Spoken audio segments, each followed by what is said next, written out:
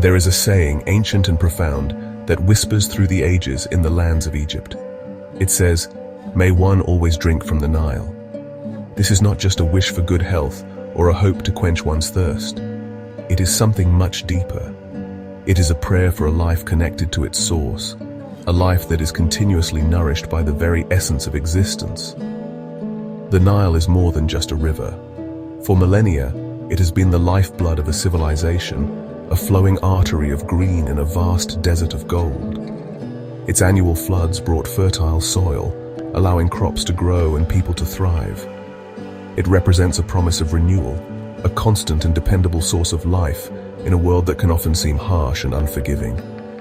This ancient saying holds a beautiful truth for all of us, no matter where we live. To drink from the Nile is to connect with the source of our own inner vitality. It is to remember that within each of us flows a river of life. This river is our spirit, our energy, our very consciousness.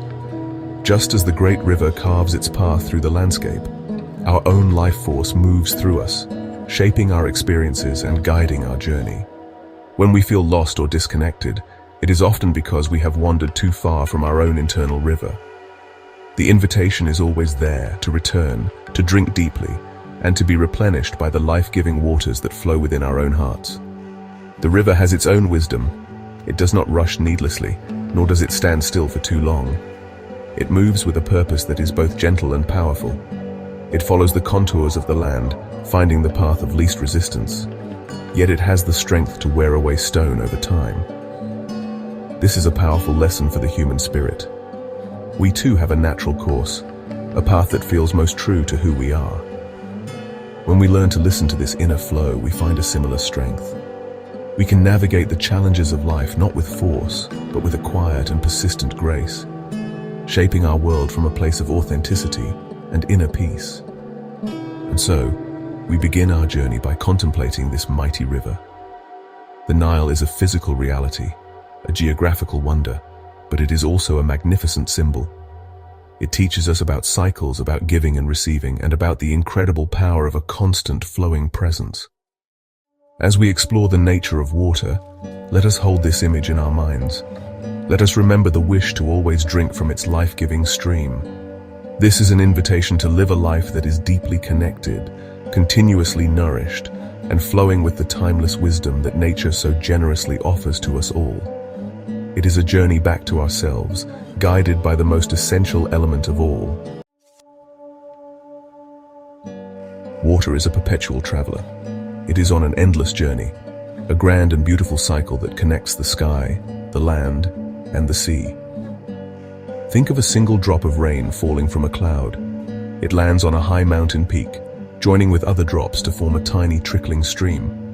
This stream grows, merging with others, becoming a brook, then a creek, and finally a powerful river rushing towards the great ocean. This physical journey of water is a perfect metaphor for the flow of spiritual energy through our own lives.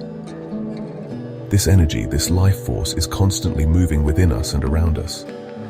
It connects us to everything, just as the water cycle connects every part of our planet.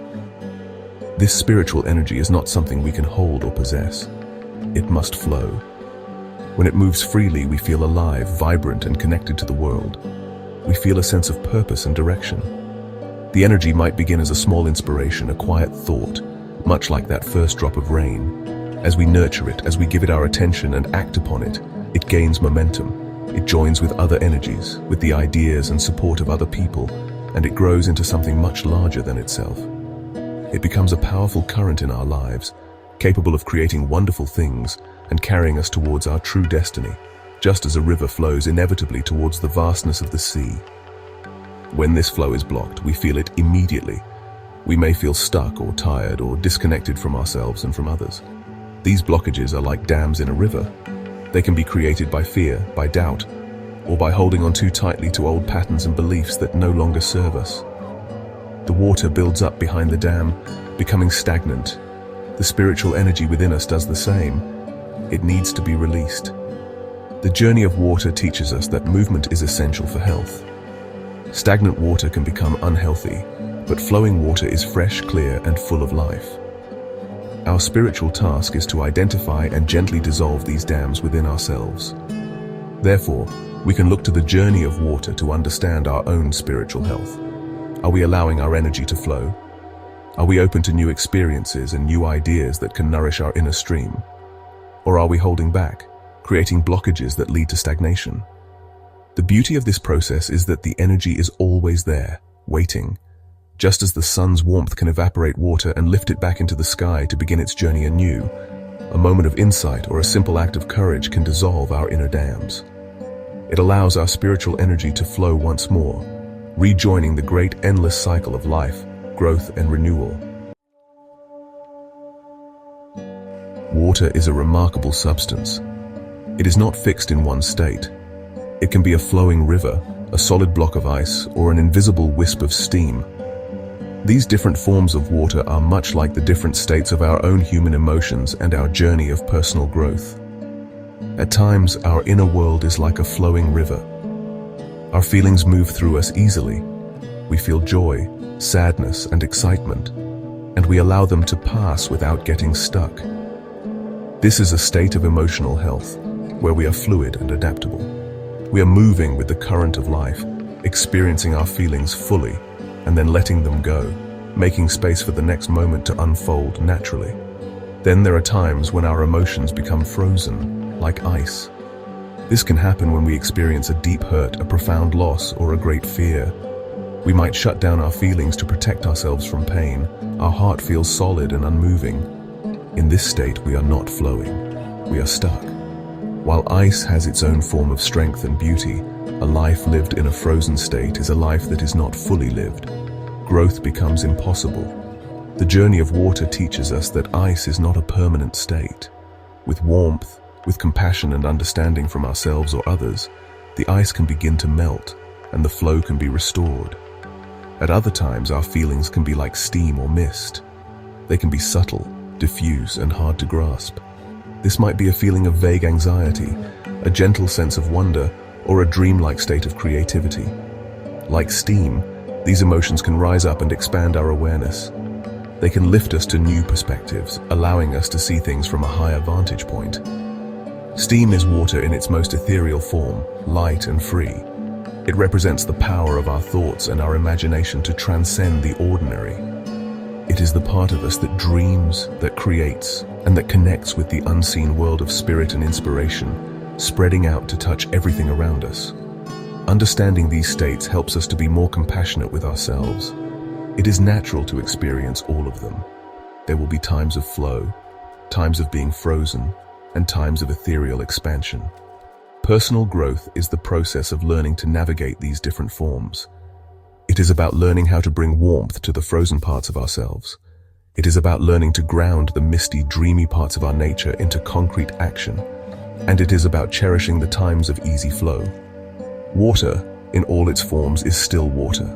And we, in all our emotional states, are still ourselves, whole, complete, and part of a natural, beautiful cycle of being. Every living thing on our planet depends on water. It is the fundamental ingredient for life itself. A tree pulls water up through its roots, sending it to the furthest leaf. An animal comes to the waterhole to drink, finding the strength to continue its journey. Our own bodies are mostly water, a testament to our deep connection to this element. Without it, there is no life. This physical nourishment is something we can see and understand easily. We feel thirst, we drink, and our bodies are revitalized. This simple act is a constant reminder of our dependence on the natural world and its cycles of giving. But water nourishes us in ways that go far beyond the physical.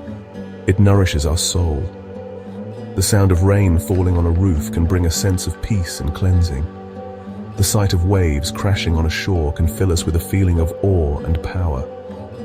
Standing by a calm, clear lake can quiet our minds and soothe our spirits. These experiences are a form of deep nourishment. We are drinking in the beauty and the energy of the water with our senses, and it is replenishing something deep within us. This is why we are so often drawn to be near water. Our soul recognizes it as a source of peace, clarity, and renewal. This process of nourishment works both ways. Just as water nourishes us, we have the capacity to nourish the world around us with our own inner life. When our own inner well is full, When we feel spiritually and emotionally replenished, we have something to give to others. Our kindness, our creativity, and our compassion become a source of life for the people we meet. We can be like a spring of fresh water for a friend who is feeling spiritually thirsty. Our presence can be like a gentle rain for a community that is feeling dry and disconnected. We are part of the great cycle of nourishment. To live a fulfilling life, we must pay attention to both kinds of nourishment. We must care for our physical bodies, giving them the water and food they need to be strong. And we must care for our souls, seeking out the experiences that fill us with peace, joy, and wonder. When we are well nourished inside and out, we become a vibrant part of the web of life. We are no longer just taking from the world, we are contributing to it. We become a source, a flowing channel of life-giving energy, participating fully in the beautiful exchange that sustains all living things. Imagine that your inner self, your soul, is a temple that you are building throughout your life. This is not a temple made of stone or wood, but one built from your experiences, your thoughts, and your feelings. Every moment of your life is a building block. The foundations of this sacred structure are laid in your earliest years, shaped by the love and care you receive. As you grow, you continue the construction. Every challenge you overcome is a strong pillar. Every moment of joy is a window that lets in the light. Every lesson you learn is a carefully placed stone that adds to the temple's strength and beauty. Water plays a vital role in this construction. In the ancient world, builders knew they needed water to mix the mortar that would hold the stones together. Without it, the structure would be weak and would soon crumble. In the building of our inner temple, our emotions and our spiritual energy are the water. It is the flowing, adaptable element that binds our experiences together into a coherent whole. Our memories, our triumphs, and even our sorrows are the stones. But it is the flow of our awareness, our capacity to feel and process our life, that acts as the mortar, turning a pile of disconnected events into a meaningful and resilient inner sanctuary. Sometimes we are given stones that are heavy and difficult to place. These are our hardships, our moments of pain and loss. It is tempting to discard these stones, to pretend they are not part of our temple. But the wisdom of building teaches us that even the heaviest stones can become the most important parts of the foundation. It is the act of integrating these difficult experiences, of washing them with our tears and our understanding, that gives our inner temple its greatest strength. It is through facing our challenges with a fluid and open heart that we mix the strongest mortar, binding our entire life story into a structure of profound integrity and grace. This inner temple is a place of refuge. It is a sanctuary within you that no one can take away. It is where you can go to find peace, to connect with your deepest self, and to listen to the quiet voice of your heart. Building it is the great work of your life. It requires patience and care. It asks you to honor all of your experiences, the light and the dark, as sacred building materials. By embracing the flow of your life, using your feelings as the living water that binds it all together, you create a magnificent inner home. It is a testament to your journey, a unique and beautiful temple built just for you. The human heart is more than just an organ that pumps blood. It is the center of our being, the source of our deepest feelings and our truest guidance. It has its own current, a flow of wisdom that is much like a river. This river of the heart is the source of all our creativity, our passion, and our connection to something greater than ourselves. When we are living from the heart, we are allowing this current to guide our actions and our choices. We are moving in alignment with our most authentic self. This is when life feels meaningful, when we feel inspired, and when we are able to create things of beauty and value in the world. This creative flow is not something we can force. Like a river, it has its own rhythm and its own direction. Our task is to listen to it and to follow where it leads. It might express itself as a desire to paint, to write a song, to start a new project, or simply to offer a kind word to a stranger. These impulses are the whispers of the heart's river. When we heed them, we tap into a powerful source of energy. We find that ideas come more easily, and our actions have a sense of rightness and purpose. We are no longer struggling against the current. We are flowing with it, carried by a force that is both powerful and gentle. Often our minds can get in the way. The mind likes to build dams of doubt and fear. It asks, are you good enough? What will people think? Is this practical? These questions can stop the heart's creative flow, leaving us feeling blocked and uninspired. To be truly creative, we must learn to quiet the mind and listen instead to the heart. We must trust the current, even when we do not know exactly where it is going. Following the heart is an act of faith. It is a trust in the wisdom that flows from a place deeper than our logical thinking, a place that is connected to the universal source of all creation. When you follow this inner river, you connect not only with your own creativity, but with the creative force of the universe itself. You become a channel for something magnificent to move through you and into the world. Your life becomes a work of art. Whether you are creating a garden, raising a family, solving a complex problem, or painting a masterpiece, you are doing it with a sense of flow and connection. You are allowing the river of your heart to find its expression. This is one of the most joyful and fulfilling experiences a human being can have, to be a conduit for the endless creativity that flows through all of life. Water is the ultimate teacher of flexibility. It has no fixed shape of its own. It takes the shape of whatever contains it, whether it is a cup, a vase, or a winding riverbed. Yet it is never defeated. If it meets an obstacle, it does not fight it with brute force. It simply flows around it. If its path is blocked completely, it waits patiently, gathering its strength until it can find a new way forward or rise above the barrier. This is the wisdom of yielding. It is a form of strength that is soft and adaptable, yet incredibly powerful. It teaches us that true power lies not in rigidity, but in the ability to bend and flow. In our own lives, we are constantly meeting obstacles. We face challenges in our work, in our relationships, and within ourselves. Our natural tendency is often to resist, to push back, to become rigid and unyielding. But this often leads to more struggle and frustration. We exhaust ourselves fighting against the reality of the situation.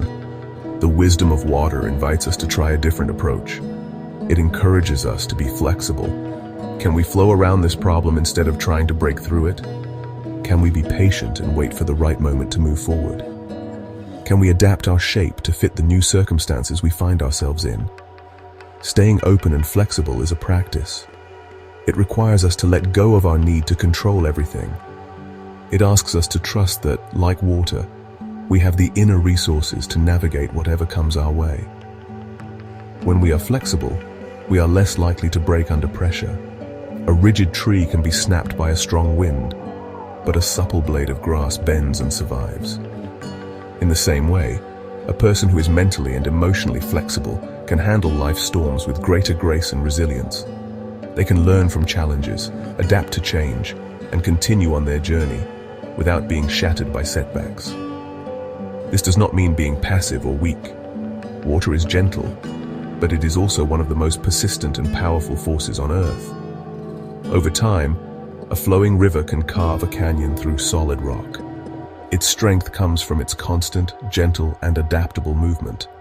By embracing the wisdom of water, we cultivate this same kind of strength within ourselves.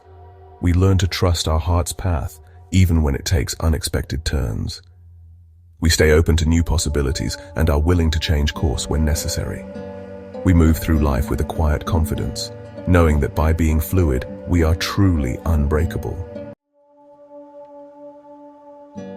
As we journey through life, learning from the flow of water, we discover something wonderful. We realize that we are not just a vessel to be filled, we are also a source. Deep within each of us is a spring, an artesian well of goodness, kindness, and love. When we have done the work of clearing our own inner channels, of melting our own frozen places, and of listening to the current of our heart, this spring begins to flow freely. We become a source of nourishment for the world around us. Our very presence can be a gift to others, offering them refreshment and hope. To be a source for others is the ultimate expression of a life lived in harmony with the flow.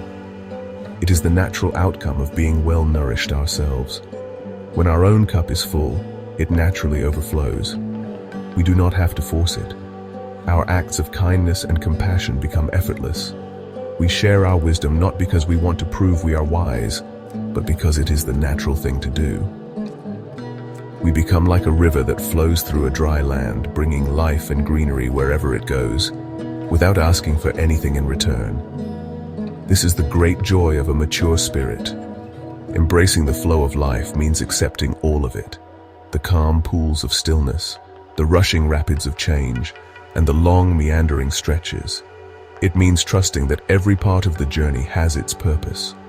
It is about living with an open heart, ready to adapt, ready to learn, and ready to love. It is about remembering that you are part of a cycle that is much larger than yourself, a vast and beautiful network of giving and receiving. Your small, individual stream is connected to the great ocean of consciousness, and every drop matters. Your life contributes to the whole. So let us take this lesson from water into our hearts. Let us strive to live with fluidity and grace. Let us be flexible in the face of challenges and persistent in our pursuit of what is true and good. Let us nourish ourselves so that we may become a source of nourishment for others.